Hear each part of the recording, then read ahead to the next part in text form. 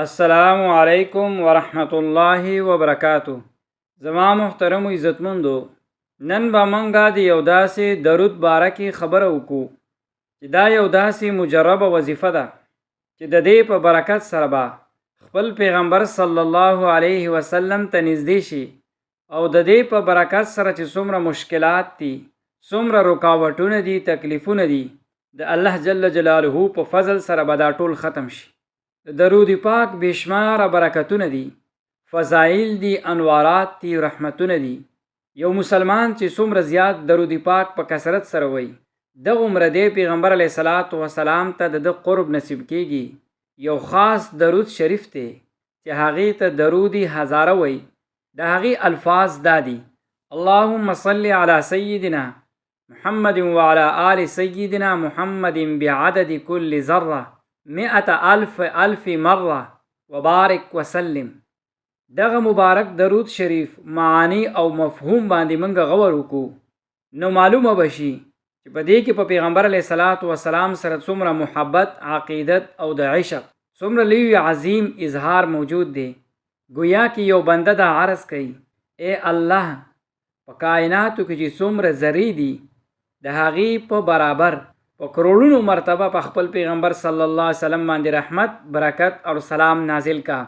علما او مشایخ درودی هزاره بشماره برکات بیان کړي دي. بعض اهل علم فرمایي درودی هزاره د دې د وجې نه ورته وایي چې کوم یو کس یوه پیره دا ووایي او خپل معمول جوړ کړي، دته به په خوب کې پیغمبر علیه الصلاة والسلام زیارت نصیب کېدل نصیب شي. بعض مشایخونه د دې په باره کې دا خبره منقول ده چې د دې عمل په برکت سره به ډېره پیرې زیارت ته مصطفی صلی الله علیه وسلم نصیب شوی دی. د دې درود شریف په حوالې سره یو مجرب عمل تاسو ته پیش کوم.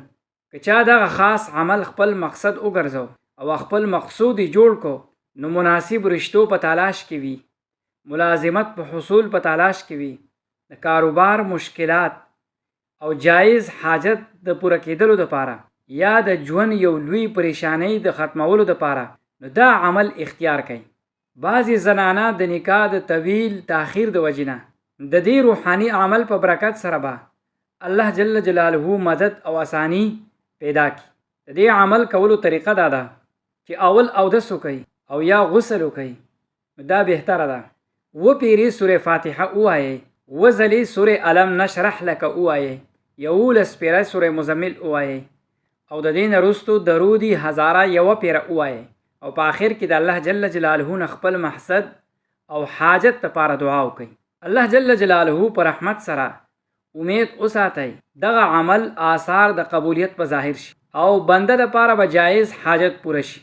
دا عمل ځان دپاره هم کولی شئ، نورو دپاره هم، ښځی د خاوند دپاره، خاوند د ښځې دپاره، والدین د خپل اولاد دپاره، اولاد د والدینو دپاره دعا کولی شي. شرط صرف اخلاص، یقین او د الله جل جلاله باندې کامله بروسه ده. موږ ټولو له پکار دي چې دغه روحاني اعمال اختیار کړو. زموږ تعلق د الله جل جلاله او د هغه د رسول سره مضبوط شي. په دې اعمالو سره او د هغه اعمالو نه ځان بچ کړئ کوم چې د شریعت خلاف دي، لکه جادو، عملیات یا غیر شرعي طریقې پکې شامل دي، ځکه د دنیا او د آخرت نقصان سبب ګرځي.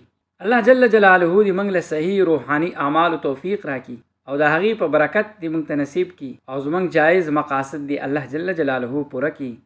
آمین.